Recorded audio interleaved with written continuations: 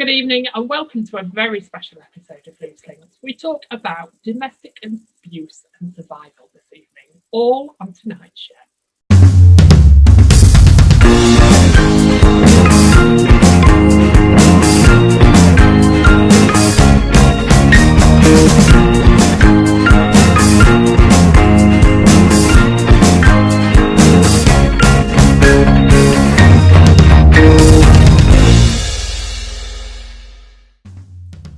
Good evening and welcome to a very special episode of Domestic Abuse Survival. We talk to one individual that's gone through it, that's happy to share his story. So joining me on the panel this evening is Chris James, is Sandra Overton, and Hello. Robert Wells. Hello there. As we go into our stories about how we've survived and come out the other side, and how maybe we could just help just one person out there. All that and a lot more on this week's Loose Linc. Good evening, welcome to the show. The show has had a bit of a turn the last minute. So we've decided to do the show in a very different way. So the two people that were supposed to join us as celebrities this evening, one unfortunately is not very well and the other person has technical difficulties. So the plan was that we were going to have those two celebrities, me and Robert, on tonight's panel, and then invite some women on later on the shows. But it's just ended up with me and Robert and Sandra this evening, as me and Robert share our stories of how we've survived. So we do apologise for that, but please keep in tune because there's a lot to learn and there's a lot to say. So good evening, Robert. Thank you for joining the Loose Linc panel. How are you? I'm good, Nick. Thank you for having me. I really appreciate it. No, don't be daft, don't be daft. So basically, what's going to happen this evening is I'm going to turn into a bit of an interviewer. Sandra's going to dip in whenever she feels like she can. And me and Robert are basically going to share our stories. So this is the start show, really. This isn't the end of it at all. It's not just one show and that's it. We've got several episodes of domestic abuse that we're going to talk about. But this evening, we focus on males being the victims. So me and Robert both share our stories this evening. So, Robert, I'm just going to ask you questions, really, and just to go through it with us and explain your story, really, and how it all happened. So, my first question is: Do you think that domestic abuse starts from the very beginning of a relationship? Yeah, I think the trouble with my story is it's slightly different to the majority that you hear. Quite often the story is that you meet somebody who's incredibly charming and, you fall in love and then it starts to creep in. All those little isolation tactics and everything will start to creep in. Whereas with me, it was there in 10-foot neon signs, do not get involved with this person. Even her parents got together at one point and warned me off from moving in with her. To use their words, she'll destroy you. Yeah, but the thing is, I found out very early on in the relationship that something really horrific had happened to her as a child. And, I wanted to be, I fell for her very quickly and I just wanted to be that support for her. She was going through a very difficult time. That was obvious. And after hearing what I'd heard, I thought, well, maybe, just maybe, if I stick with her, she'll realise one day that I'm not like those other guys and that, we'll all live happily ever after. But it didn't happen like that, unfortunately. Did you feel that you saw signs at a very early stage? Did you feel that the warning alarms were there and you sort of ignored them? Yeah, I mean, I'll be really blunt. I mean, when I first met her, I just thought, she had legs up to her ears and was just absolutely stunning. She was a friend of a mutual female friend. And I was just absolutely my breath was taken away. And because our mutual friend was in the process of moving and we were both helping her, we were kind of around each other quite a lot. And she came from a military background, the same as I did. So there was that kind of military banter going on. And, we got on really well. And one thing led to another. But yeah, the red flags were there right from day one. I mean, massive. Clearly, she had a little boy. She'd had to give him up, and he was living at the time with his grandparents up in Scotland, because her party lifestyle, she was drinking so much and taking a lot of cocaine. She could barely keep herself functioning, never mind look after a small child. So, I mean, how big a red flag do you need, really?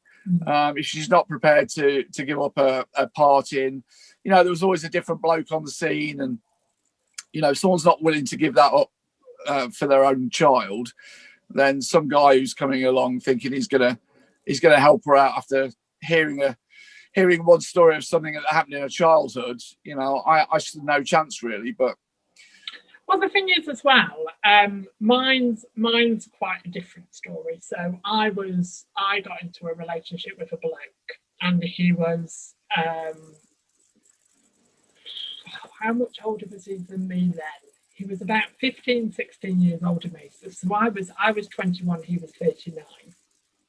And what I must say is that I don't know about you, Robert, but I was like that from day one. Like, there was plenty of red flags for me on how this person made up this sub story about what sort of lifestyle he was in, who he was with, to the point of, I can't escape this, I don't know how to do it. And I don't know if you've ever felt like this, but I almost felt like I wanted to be a survivor for them. I wanted to save them. I wanted to be that person that was the person that stepped forward. Did you ever feel like that in that relationship? Did you ever feel like, I want to fix this person, I want to make this person's life better? Yeah, I don't know if I'd use the word fix the person, but it was clear after what happened in her childhood, which was absolutely horrific, and the things that happened since, which were within her own family, which would have been incredibly hard for someone to deal with. I just thought, what she just needs if I could just be a loyal, caring, loving guy, I thought that she'd stop kind of being a man-hater. I did get the impression that, what she was doing was to punish as many guys as possible for what she went through. But I knew within myself that I was a decent guy, and I guess I just thought, like, as I said, one day she'd wake up and realise I wasn't like the other guys, and that we'd all live happily ever after. But unfortunately, that wasn't the case. But yeah, I think, some people say, well, it's a little bit arrogant to think you can save somebody. I don't think I particularly thought, I'm going to save her and ride to her rescue, a night. I mean, everything gets a label these days. And obviously, a common phrase now is white knight syndrome. I've not heard of that. Have you not heard that? Yeah, I'm writing a second book at the moment, and that's going to be the title. So, yeah. I hadn't heard about it until last year, but apparently that's the label that's been given to it. People who think that they can rescue that person and help them through their difficult times. So the thing is, it wasn't a conscious, I don't know about you, but I didn't consciously think. I just thought, I fell for her. I was physically attracted to her to start off with, and the more time we spent with her, I really fell for her. Well, they do say, don't they, that love is blind. Yeah. And sometimes you're so involved with whatever you're involved in that you don't see the clear picture because you are so involved, and always it's somebody sitting on the fence that sees it. Were you married to her, or were you just lived with her? Yeah, I mean, I had a very a very good business at the time, working for myself. I had my own place that I'd been in for 8 years. You know, I was perfectly happy where I was and with what I was doing. It was just a chance meeting, really. We never got married, which caused me problems later on when we had a daughter together. But no, we weren't married. We did move in together, you know, and that's really where the isolation really started. But I don't have any family in the UK anyway, other than my 2 daughters, who were both very young at the time. So it was very easy. Once I'd given up my home, moved away from my job in London, you know, it was very easy for her then to really take control of the whole situation. Do you think, Robert, that even in nowadays society in the year of 2021, that it's still harder for a male to come forward about a female about abuse? Do you think that stigma is still there? Yeah, I don't think it's just about a female either. I think you know, people within LGBTQ community, I think they also find it difficult. I think everybody finds it difficult to come forward. You know, women who are suffering find it difficult. You know, there are so many emotions. You know, the shame, the fear. There's so much going on. The loss. You know, because ultimately, you know, you go into that relationship and you fall in love with that person. And it's difficult to deal with what they're doing to you, but it's equally as difficult to think, well, you know, I've lost X amount of years of my life, and what am I going to do next? And your self-esteem has been ruined anyway. I mean, I used to be so confident. I had to be for my job. You know, I spent 13 years in the military police. You can't do that unless you're a really confident person. And then after that, I was in personal and corporate security for 14 years. You've got to be a really confident person, both professionally and personally. And it ruined me. My experience, it absolutely ruined me. I'm a completely different person to the person I was. Why is that? Do you feel that? Do you feel a certain amount of? Excuse me for saying this, but do you feel a certain amount of shame that you've got to admit that you were taken in? Is that what really gets to you? No, it's not actually, No. Sandra. It's no, I don't feel ashamed because, you know, I was brought up not to hit women. You know, I believe, you know, that's me fundamentally. I don't agree with it. I don't agree with hitting anybody, you know, never mind a woman. You know, I've got 2 daughters and a granddaughter, and I'd be extremely hacked off if I found out anybody had hit them. So for me, actually, what causes me my mental health issues today is actually the way I was treated by the authorities. That's what I find most difficult to deal with. Can you go into a bit more of that, Robert? Is that possible to talk to? Yeah, so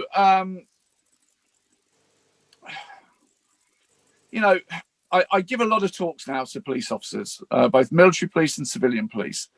And when I was a military police officer, over 13 years, obviously I attended many, many domestics. And they're the one thing that police officers don't want to go to. They're horrible to deal with. And back in my day, we didn't really receive any training about domestic abuse. You know, nobody knew anything. It was genuinely a personal matter behind closed doors. Keep the noise down. If we have to come back here, someone's going to be in trouble. If the woman was being abused, it was go and pack your bags and just leave. You know, you don't have to put up with this. Go and pack your bags and leave. There was no understanding of how quite often that's impossible to do or you know, very, very difficult. And it was never on my radar, not just mine, but my colleagues as well, that the guy could be a victim. You know, we're talking about soldiers. And when I joined, you know, I went to Aldershot. We had the parachute regiment here, as well as other units, but mainly the parachute regiment. And these guys have been fighting hand to hand in the Falklands only a few years before. And you're never going to walk into a room and think, well, what's she doing to him? She can't hurt him. But, you know, it was decades later, you know, when I went through my own experiences and just found that this whole negative gender stereotype that is absolutely rammed down people's throats, that men can't be victims of domestic abuse. And unfortunately, and I'm going to say this, that many of the large charities who deal with female victims are complicit in minimising male victims' experiences. The police, when they turned up, took exactly the same attitude that I did. You know, well, first of all, she's got to be the victim. He's the perpetrator. And although there's far more training and things have really moved on, and there's some police forces in the UK that are doing amazing work now, and the military police, there are still policies. I think when the comment of any abuse, whether it be mental or physical, immediately woman comes to mind.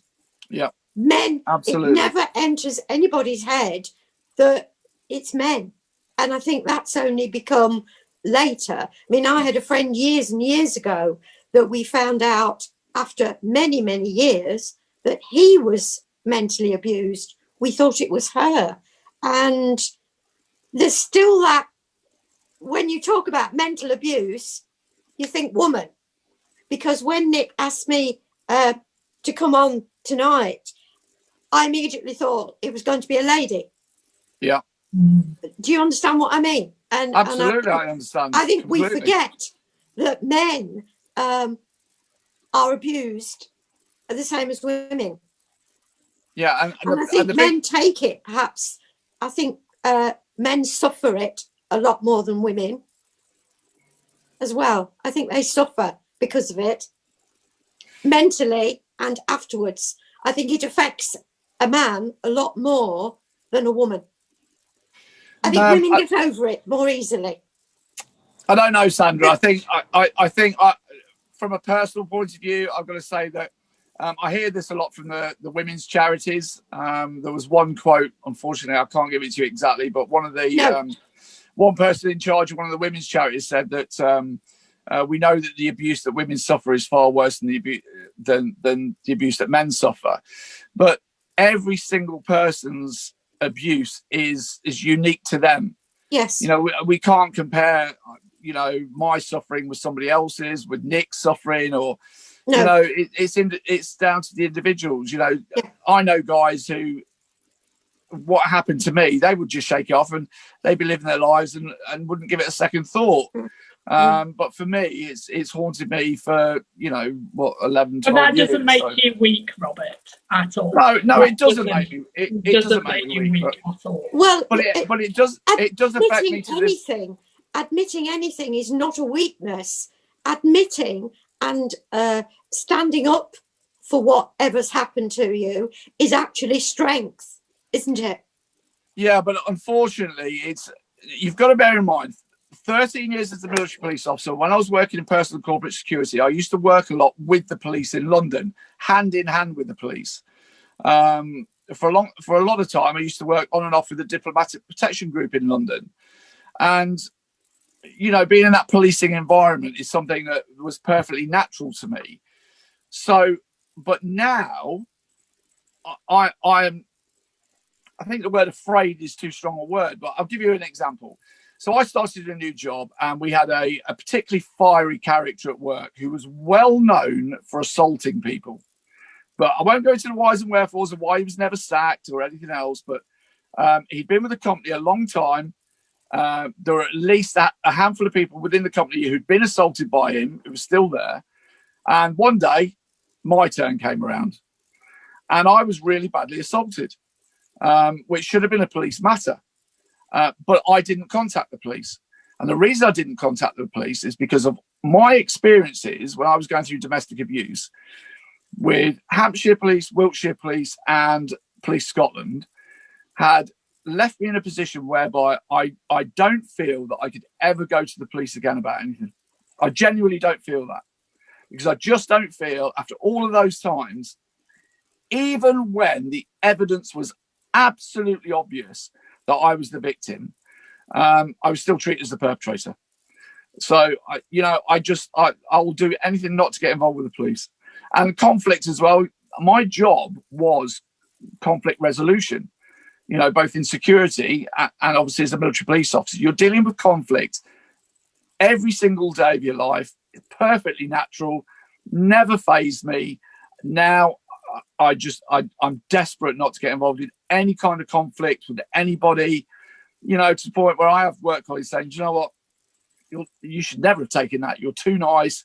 You know, you should do this. You should do it. But I recoil away from I mean, I always used to be a people person. I used to love being surrounded by people.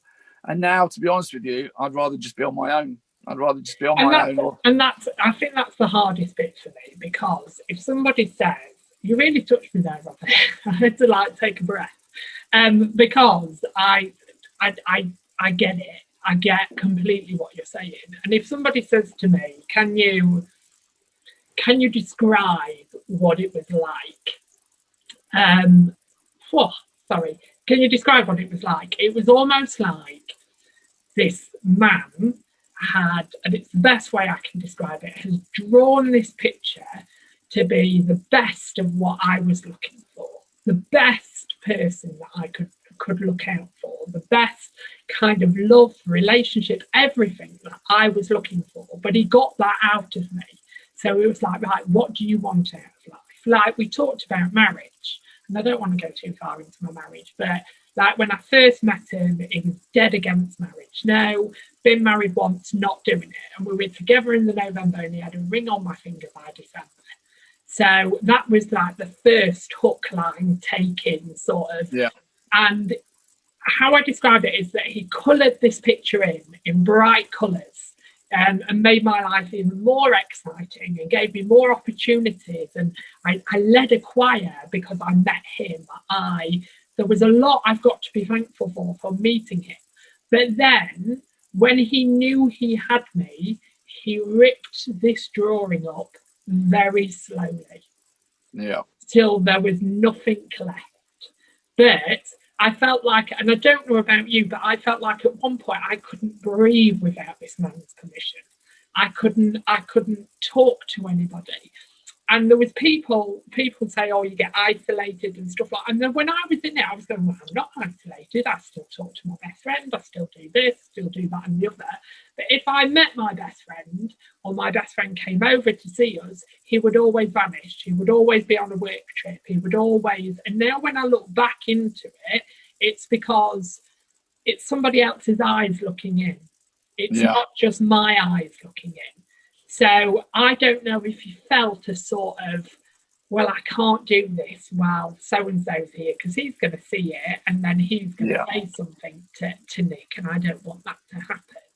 Did you ever feel isolated? Did you ever feel like you couldn't talk to anybody, or did you not feel that, Robert? Yeah, I did, very much so, because after we eventually, to cut a very long story short, we eventually ended up, you know, because there was always that, well, if I can get my son back, everything will be rosy in the garden.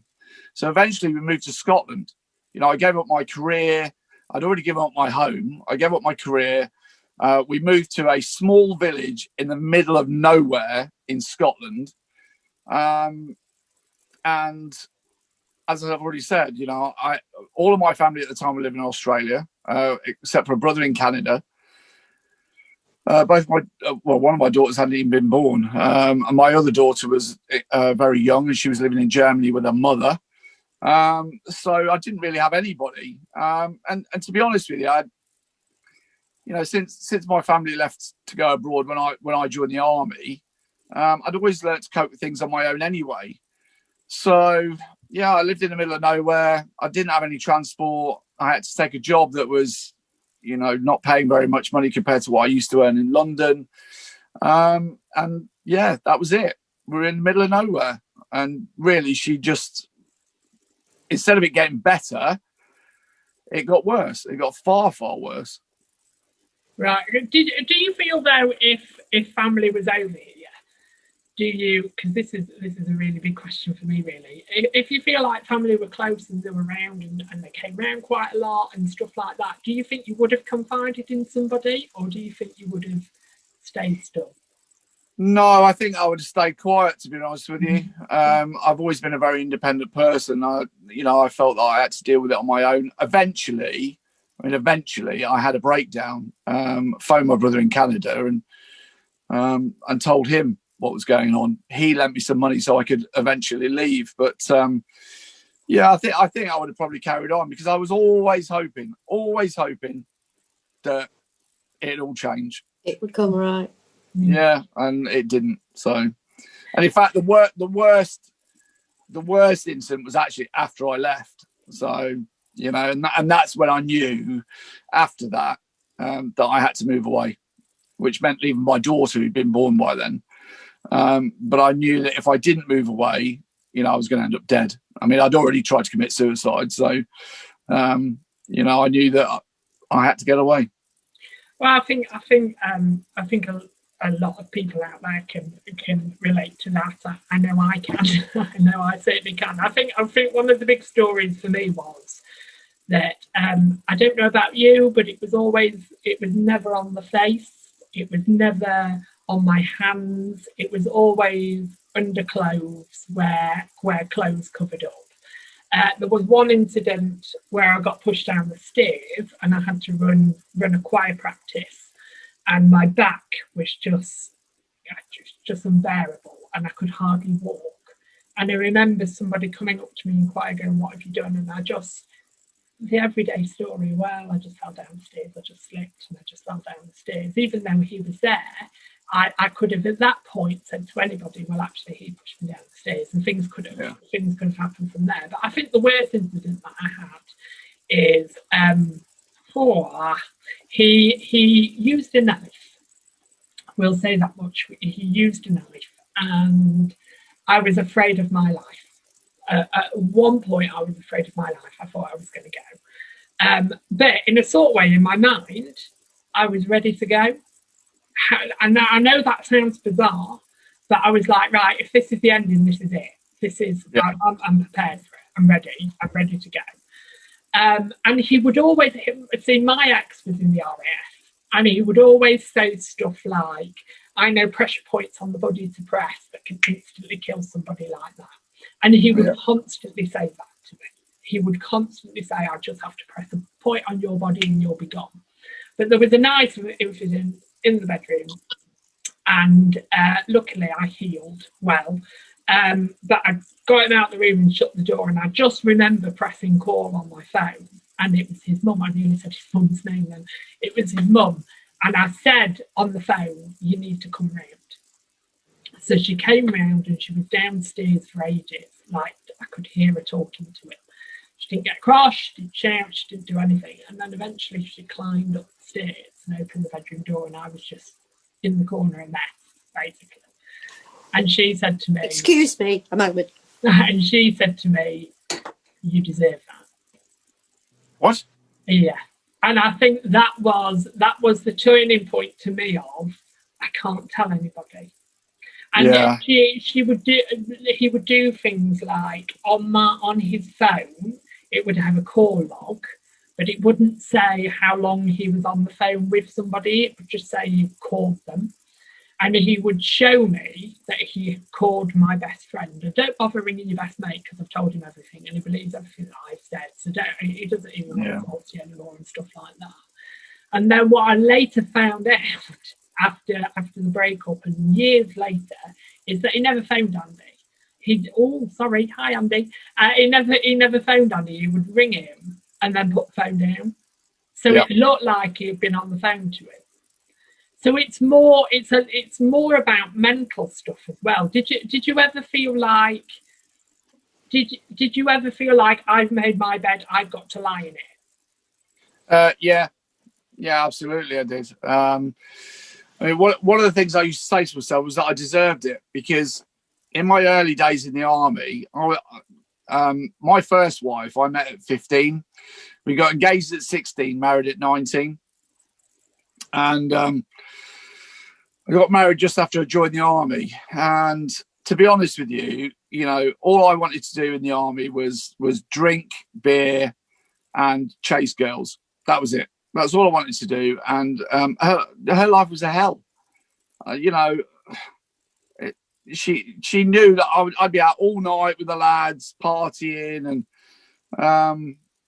and I used to say to myself, well, you know, I deserve it because of the way I was in my first marriage. I deserve this. This is karma, you know. So, and I really believe that as well.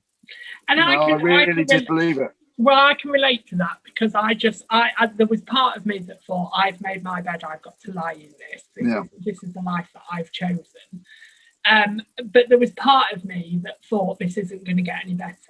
I'm not going to have any better than this. And it's really weird, isn't it? Because if you sit at home, not going through what we've gone through, and you sit at home and you watch a documentary on this, I can't watch them anymore. I don't know about you, but I can't watch TV programs about domestic abuse, or I can just bear soaps. I can just bear it at a touch level, but I can't do it. And I remember naively sat there going, like someone was stood at the washing up bowl going, well, he did this. And I used to scream at the TV, just get out. What are you doing? Why are you excusing? Yeah. And then I remember one day he came home and it was horrific. He wouldn't even talk to me, and he got in the front room, and it was after an attack, and he went in the front room. And I remember stood at the sink. I can remember it to this day. I can take myself back to that sink. And I remember stood there thinking, well, he's had an hard day in the office. He's had 3 or 4 meetings today. It's been quite stressful. And I was excusing it.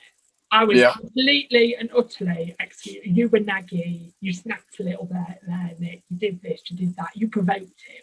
It was your fault that he did that. Did you ever, when did the physicalness start with you, Robert? There was a real pattern. So she was a big drinker, or as I've already said, a drug taker as well. So there was a pattern. First of all, you'd have the really friendly, happy, jovial drunk.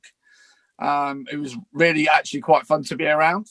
And then there would be the overtly sexual that would then move into overtly sexual. So even if we had people in the house, I'll give you an example. One day she went upstairs, she suddenly appeared back in the living room, and all she was wearing was thigh-length boots and a G-string. And we had guests in the house. Now, I tried to take her to one side, say, look, you're really going to regret this in the morning. Why don't you go and put some clothes on? And then it would escalate to verbal abuse. Oh, you effing boring, this, that, and the other. You're pathetic and all this. Most blokes would love this, that kind of thing. And this is just one example, obviously. And then next would come the actual physical violence. So what I would try and do is I would try and remove myself from the situation once I'd learnt the pattern. But again, that didn't work.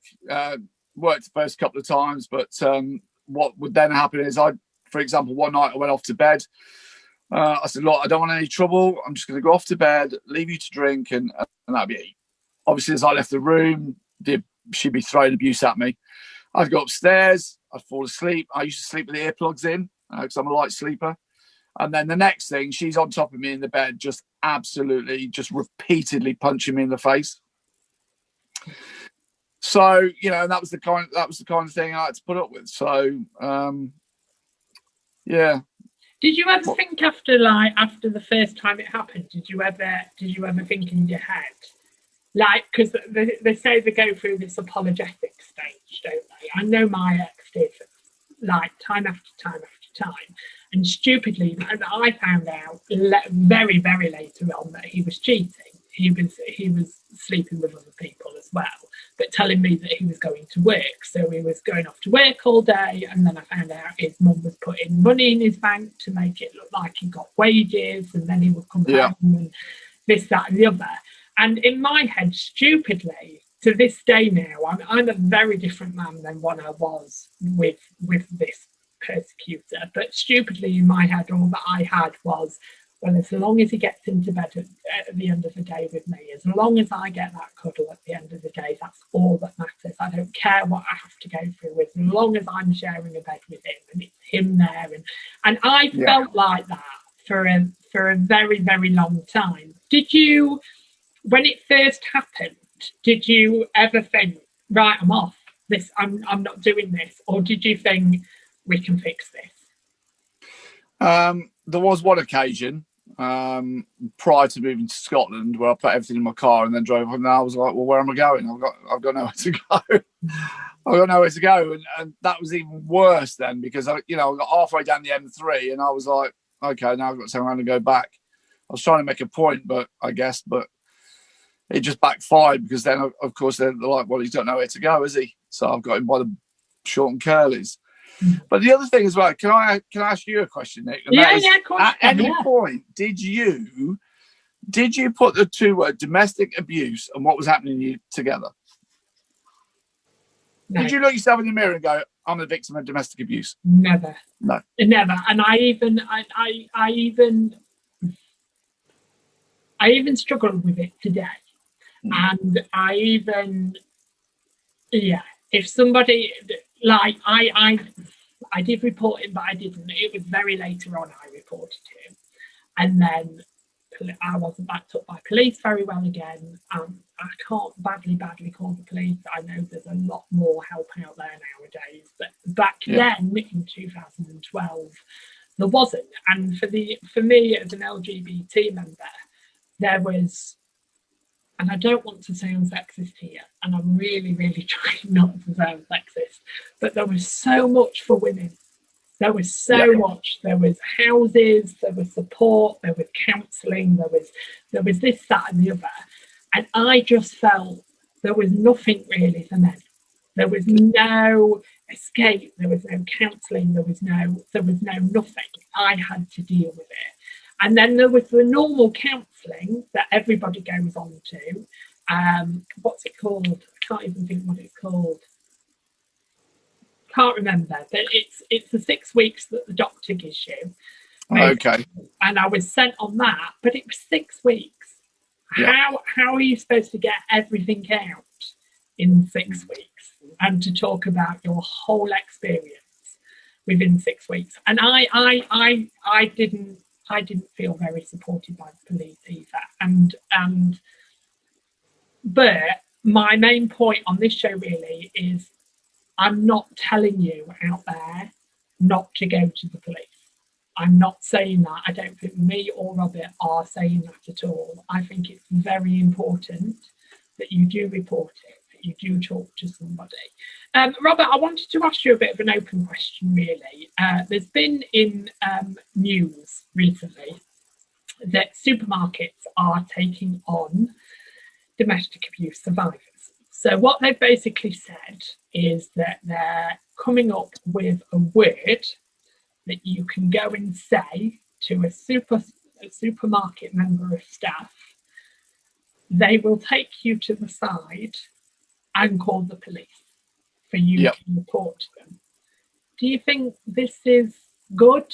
Do you think this is something that you would have done? Would you have walked into a supermarket and maybe spoke to a supermarket worker and said this word? I wouldn't.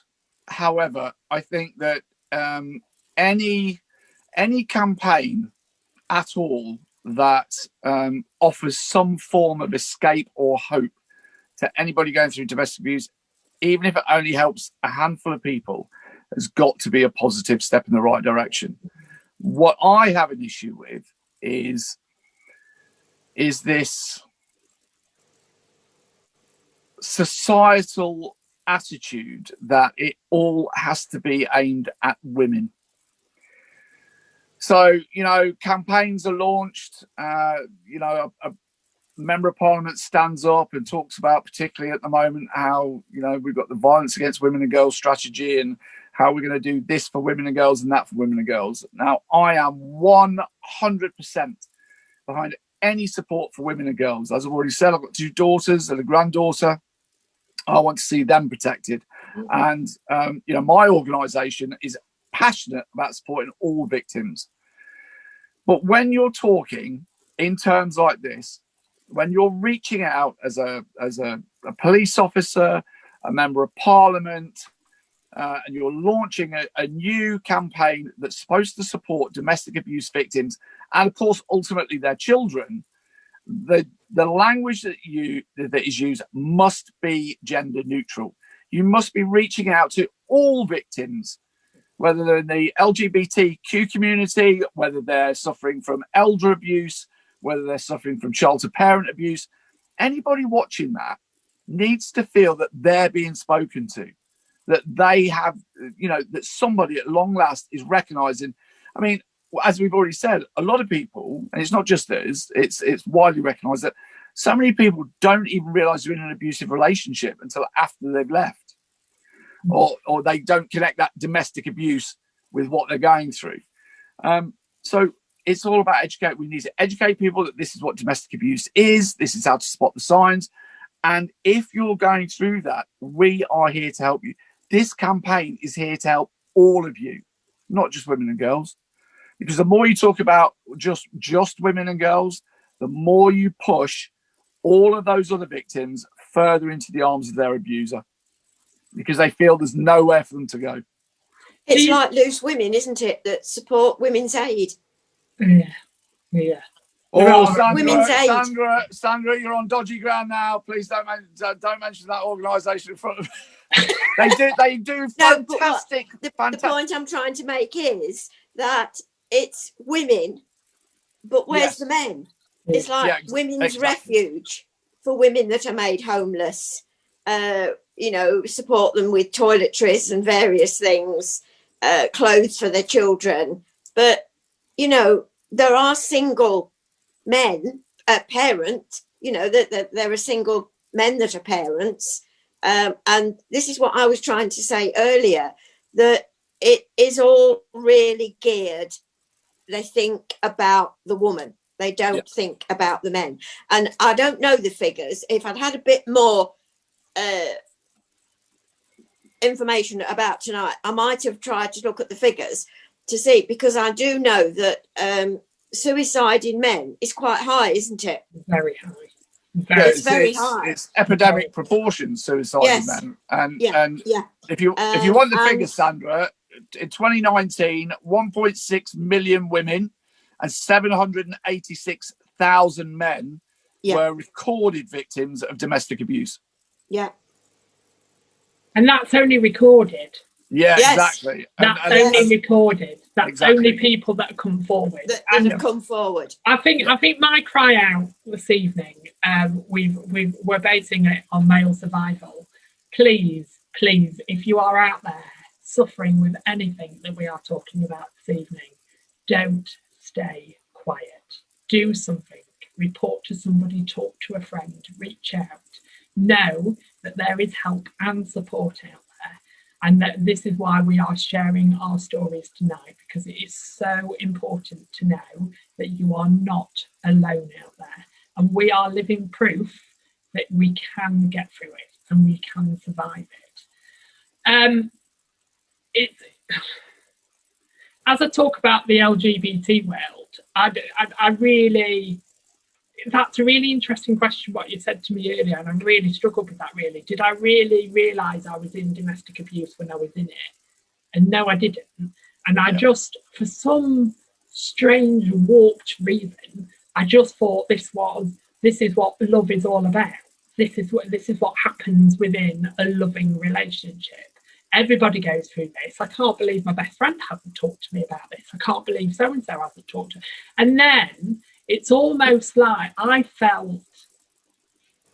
So I lived in Lincoln. I've lived in Lincoln all my life. And he was a neighbour.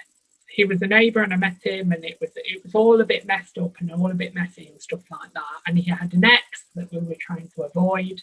So I felt like I went into hiding from day one, really. So he talked about, we need to move house. So we looked at many houses in Lincoln, many houses. And then he talked about moving to Boston. And I said, why not? There was something in me that was like, why not? Let's go for it. Let's do it. And the night before, because I'm a Christian as well, so I said to him, I'm so careful not to say his name. I'm nearly saying his name so much. But I said to him, I'd like to it was Sunday morning, and I said, I'd like to go to the church that I go to and then leave for Boston that day. So he agreed it, and we went to church. But the night before I got into bed, and I was just a bit oh, I'm a bit unsure and I'm a bit worried, and what if things don't work out, what's this, that and the other. And it just shut me down by saying, well, I'm going with or without you. So Yeah. it's completely up to you. So then I felt like there was nothing in me that was going, well, surely this man doesn't love you as much as he's saying he's loved you if he can just drop you like that.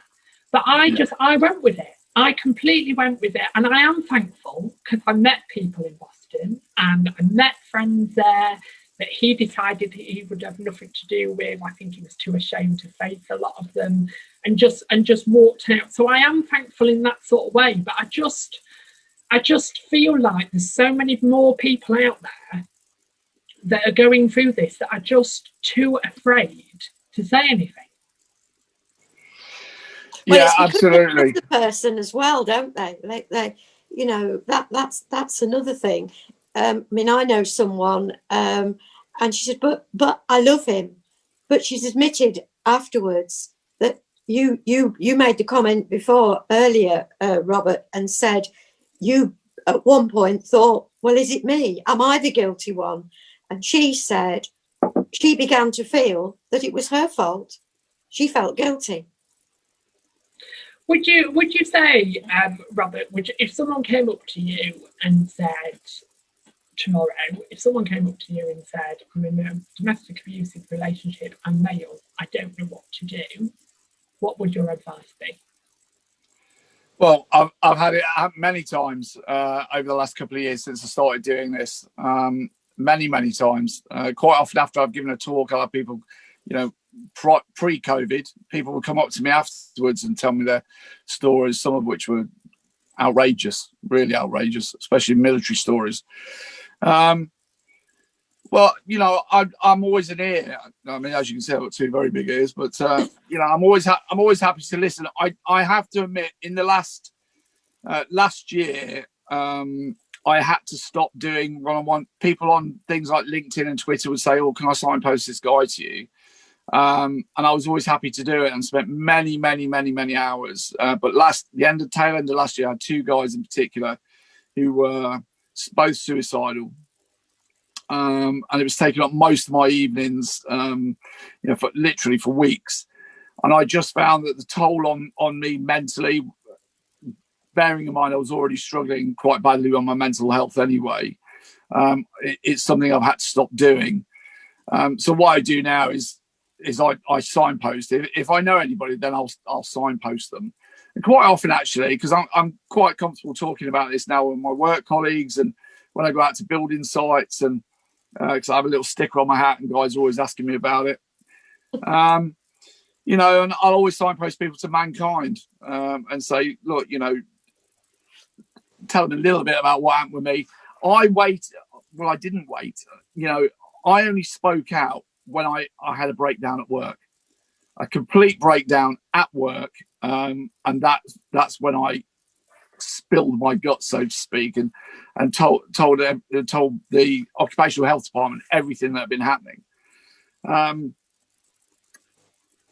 So yeah, my advice is similar to you, Nick, is that if you are going through anything like this, regardless of your gender or sexuality, ethnicity, you know, everybody has their own challenges. But yeah, just reach out to somebody that you know you can trust to start off with, and open up to them. You know, and there are many charities out there. And I said what I said about Women's Aid just now, you know, not to talk to me about them really, but the fact is they do fantastic work. And there are so many people within Women's Aid who are so lovely and so genuine and give everything to help victims. My issue is more with their hierarchy and the way that they minimize men's experiences. But yeah, for women and girls, they do a fantastic job. But yeah, I would be more than happy to listen and signpost them to someone like Mankind, because, you know, at the end of the day, Mankind Initiative are the key people in the UK. I mean, it is sad that they've got such a small team and that they receive a pittance, really, in funding compared to the bigger female organisations. You know, you look at Refuge, I think they've got something like 200 staff. Sandra Hawley, who's just left, who ran the organisation, was on £220,000 a year. you know, which is outrageous, frankly. You know, so there's a long way to go for support for men. But to be honest with you, we can't talk about support for men until we get people to realise that men actually do suffer from domestic abuse. Yes. You know, and we need to break this societal conversation that is constantly discussing men as perpetrators and women as victims, and nothing more than that. And the other one that I'd like to talk about really is that I've had a shock the last couple of weeks. It's almost been a decade now, and I've never seen him, never. And to my knowledge, he was back in Boston, and I visited Boston a couple of times, and I still do, and never seen him, and I didn't want to see him, but all of a sudden I hear that he's dating somebody now in Lincoln, and that he's back in Lincoln, which put me in a really high anxious place, because I just thought, what if I see him? How would I feel? How would he feel? And the big people that's helped me out, even after 10 years of this relationship, and they've still helped me out and set a plan. I've got a big shout out for Eden Links, because they were just incredible in listening to my story and my anxieties and my worries, and they've set up a plan for me. But if I see him, and what I can do, and who I can call. That's fantastic. Which is so I anybody in Lincolnshire watching out there this evening, I recommend Eden Links. And also there's a domestic abuse helpline, which we will share on our Facebook page tomorrow. All information. I'll put Mankind up there as well, Robert. I'll find their link and put them up so people can look into there as well. I think can I just say that it's really important that people understand that the National Domestic Abuse Helpline, that we constantly have that number rammed down our throat, and is on, you know, every programme printed, anything to do with domestic abuse, does not help men. Really, and that is a fact. So they don't. The National Domestic Abuse Helpline does not support men. There is a separate advice line for men. If they were to phone up the National Domestic Abuse Helpline, they would be signposted to the male helpline. The National Domestic Abuse Helpline is 24/7. The helpline for men is not. There are very short opening times for that. Right. So I'm blown away by that. Oh, me too. That is disgusting. Yeah, it's disgusting. Yeah, absolutely. I don't think I'll be sharing their link on our Facebook page then. We'll just stick with Eden Links and yeah, I mean, obviously for women and girls, you know, it's great, and they're there to help.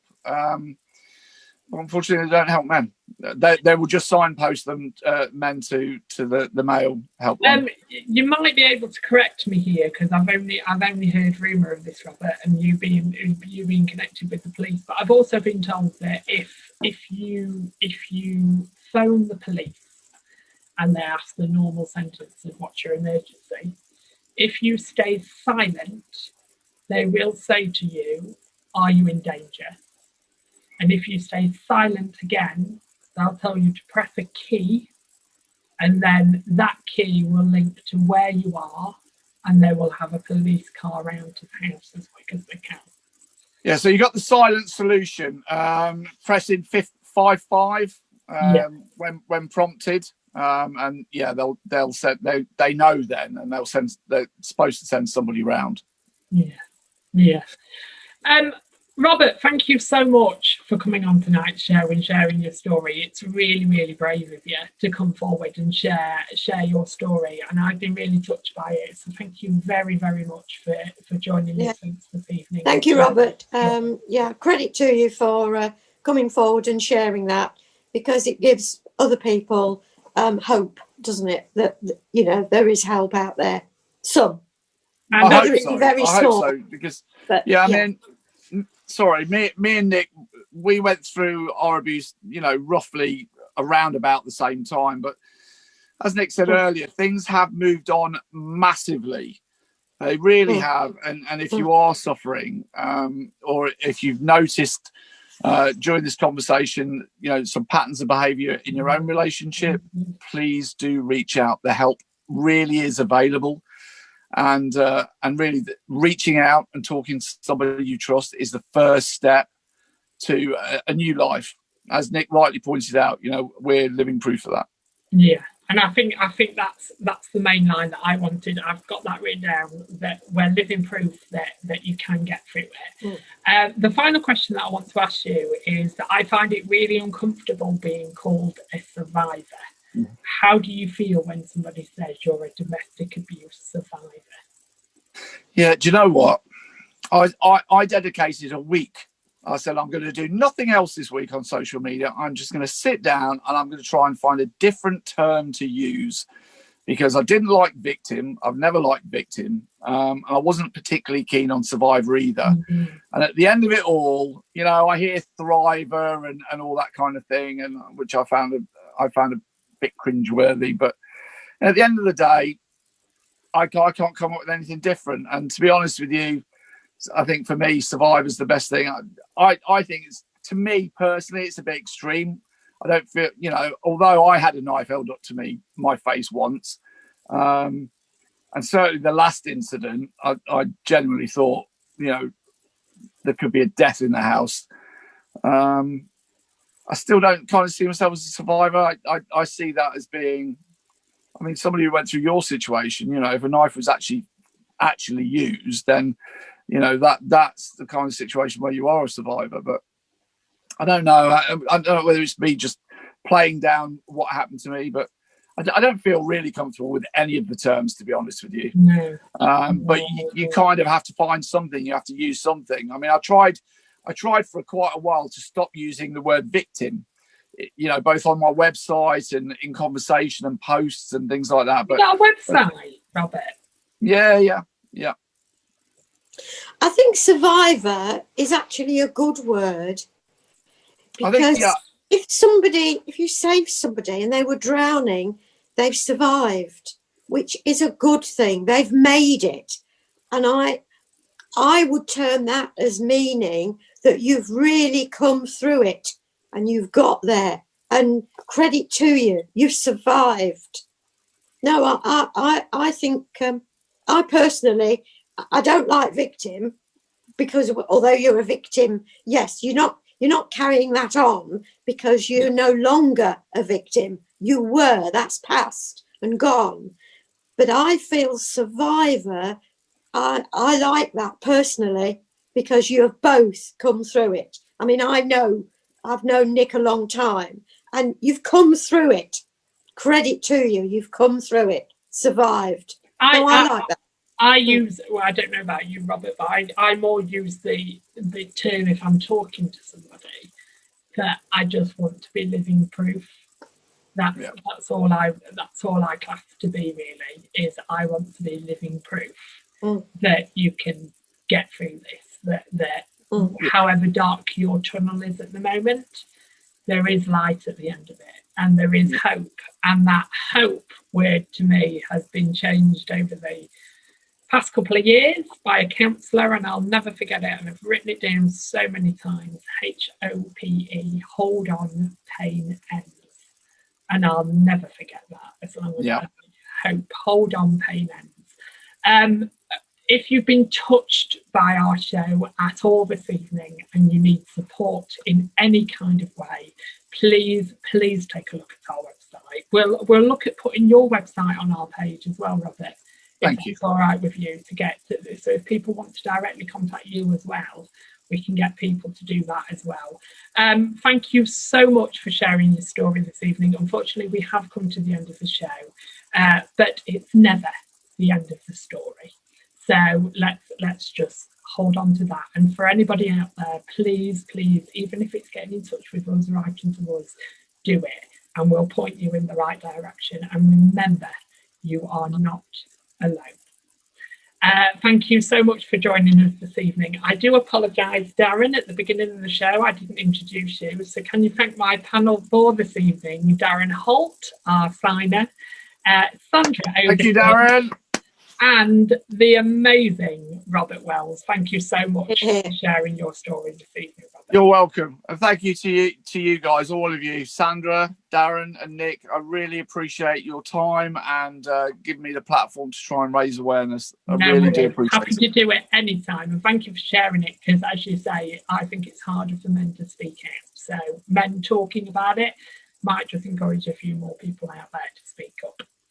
So join us next week for our Valentine's special, where we have Kerry Gillespie, Mike Curtis and Vicky Pearson, I think. So join us next week for our Valentine's special. But thank you for your time this evening and your dedication. Good night, God bless, and see you next week. Good night. Good night. Good night.